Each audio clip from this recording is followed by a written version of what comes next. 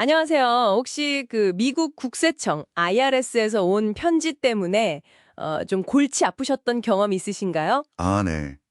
그런 경우들 종종 있죠? 당황스럽고요. 오늘 이 딥다이브에서는요. 당신이 보내주신 그 자료들, IRS 통지서 대응 전략 가이드 이거 좀 깊이 파헤쳐 보려고 합니다. 네, 좋습니다. 이게 그냥 수동적으로 받기만 할 게 아니라 좀 전략적으로 관리하는 방법을 알아야 하거든요. 전략적으로요. 최상의 결과를 얻는 게 목표라고 하셨는데 맞습니다.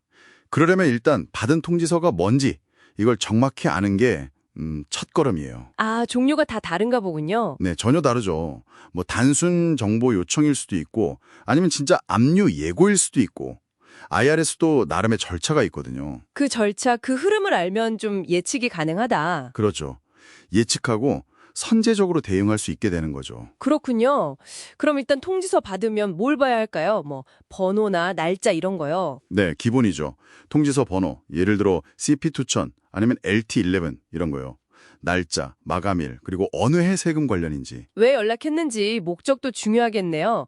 미납세금 때문인지 뭐 정보가 필요하다는 건지. 맞아요. 그 목적에 따라 얼마나 급하게 움직여야 할지가 딱 정해지죠. 그럼 가장 흔하다는 CP2000 이거부터 좀 자세히 볼까요? 이게 감사는 아니라고 하셨는데 네, 절대 감사가 아닙니다. 이건 그냥 자동 알림이에요. 자동 알림이요? 네. 당신이 신고한 내용이랑 뭐 은행이나 직장 같은 제3자가 IRS에 보고한 정보랑 숫자가 안 맞는다. 이런 거죠. 정보 불일치. 그렇죠. 근데 중요한 건 이게 세금이 딱 정해지기 전에 문제를 바로잡을 수 있는 어떻게 보면 가장 좋은 기회예요. 부담도 덜하고요. 그럼 IRS 말이 맞으면 그냥 서명해서 보내면 되는 거고. 네, 동의하면 간단하죠. 근데 만약에 내가 맞다고 생각하면요? 그러면 이제 증빙서류 사본, 원본은 절대 안 되고요. 사본이랑 왜 그렇게 생각하는지 설명을 적어서 보내야죠. 이걸 만약 무시하면요? 그게 최악이라고 하셨잖아요. 네. 절대 무시하면 안 돼요. 마감일 놓치면 그냥 IRS 계산대로 세금이 확정돼 버려요. 자동으로요? 네. 그리고 항소할 권리 같은 것도 잃어버리고 최악의 경우엔 바로 압류 같은 강제 징수로 넘어가 버릴 수 있어요. 와, 무섭네요. 그럼 CP2000에 빨리 대응하는 게 정말 중요하군요. 그렇죠. 심각한 단계로 가는 걸 막는 첫 단추예요. 그럼 실제 감사 통지서를 받으면 이건 또 다른 건가요? 뭐 서신 감사, 사무실 감사 이런가요? 네. 종류가 다르죠. 종류를 알아야 전략을 짜요. 예를 들어 서신 감사는 보통 특정 서류만 딱 요구하거든요. 그럼 그것만 준비하면 되고요? 네. 근데 현장 감사는 훨씬 더 깊게 들어가니까 준비할 게 많죠.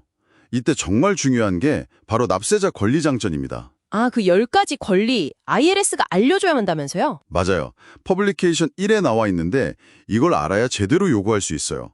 특히 뭐 정보를 받을 권리나 이의 제기하고 의견 낼 권리, 항소권 이런 거요. 그럼 예를 들어 벌금 통지 받으면 그냥 내는 게 아니라 왜 나왔는지 물어볼 수 있다. 그렇죠. 정보를 받을 권리에 따라 이 벌금의 법적 근거랑 계산 내역 좀 알려주세요. 이렇게 당당하게 요구해야죠. 자, 여기가 이제 진짜 많은 분들이 궁금해하실 부분 같아요. 세금을 내야 하는데, 당장 돈이 없을 때 방법이 있나요? 네, 있습니다. 첫 번째는 할부 납부 계약, IA라고 부르는 건데요. 나눠내는 거요. 네, 매달 조금씩 나눠내겠다고 IRS랑 약속하는 거죠. 이게 승인되면 당장 뭐 재산 압류 들어오고 이런 걸 막을 수 있어요. 개인은 부채 5만 달러 아래면 온라인 신청도 되고요. 온라인 신청도요? 좀 편리하겠네요.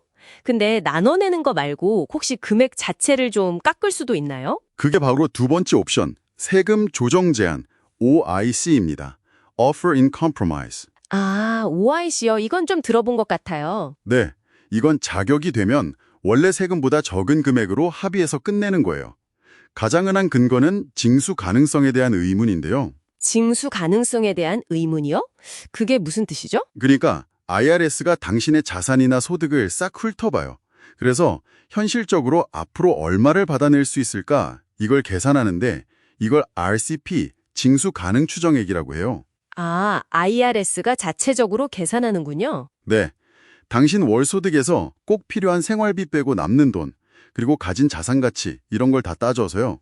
당신이 이 RCP 금액보다 조금 더 높은 금액을 제시하면 IRS 입장에서도 어차피 다 못 받을 바에는 이걸 받고 끝내는 게 낫다고 판단할 수 있는 거죠. 실용적인 결정이에요. 와, 이건 정말 중요한 정보네요. 그냥 봐주는 게 아니라 IRS의 계산에 따른 거군요. 그럼 제일 무섭다는 LT11 통지서, 최종 압류 의사 통지서 이거 받으면 어떡하죠? LT11 받으면 정말 시간이 없어요. 딱 30일 줍니다. 30일이요? 뭘 할 수 있는 시간이죠? 추징 절차, 이의신청, CDP 청문회를 여친할 수 있는 아주 중요한 시간이에요. CDP 청문회 요청이요? 네, 이걸 딱 제출하면 그 즉시 IRS의 모든 압류 활동이 법적으로 중단돼요. 일단 멈추는 거죠. 아, 자동으로 멈춘다고요? 와. 그렇죠. 그러면서 이제 독립항소실이라는 곳에서 아까 말한 IA나 OIC 같은 다른 해결책을 다시 협상해 볼 시간을 버는 거예요. 이 30일 기한 놓치면 세무법원에 갈 권리까지 잃을 수 있으니 정말 중요해요. 정말 마지막 기회 같은 거네요. 그 독립항소실은 어떤 곳인데요? 법원이랑 다른가요?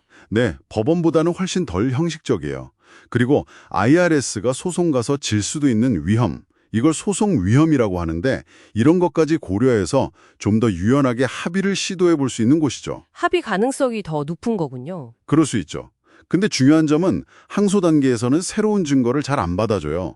그러니까 어필할 내용이나 증거는 미리 다 제출해야 합니다. 알겠습니다.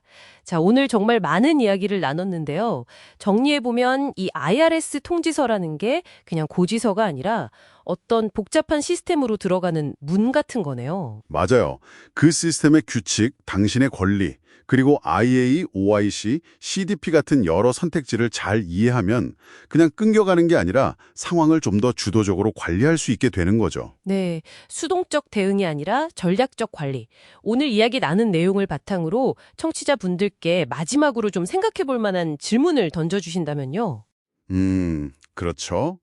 오늘 저희가 살펴봤듯이 통지서 대응에는 정말 구체적인 마감일이 있고 특히 그 CDP 청구 같은 초기 대응이 나중에 항소할 권리를 지키는데 아주 결정적이잖아요. 네, 30일 기한 같은 거요? 네.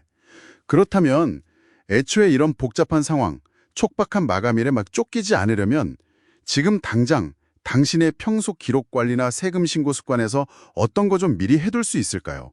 이걸 한번 고민해 보시면 어떨까 싶습니다. 그게 어쩌면 가장 근본적인 전략일 수 있으니까요.